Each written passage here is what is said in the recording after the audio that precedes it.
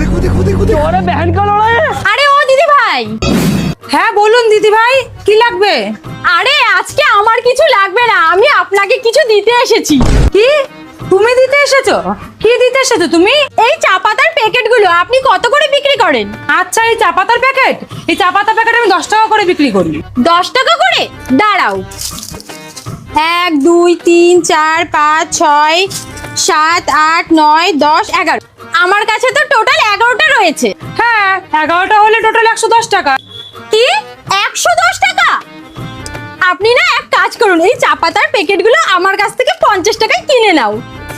হ্যাঁ 50 টাকা?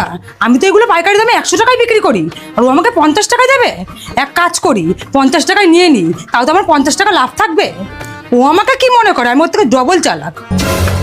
এই নাও 200 টাকা, তুমি 50 টাকা কেটে 150 টাকা ফেরত দিয়ে দাও। 200 টাকা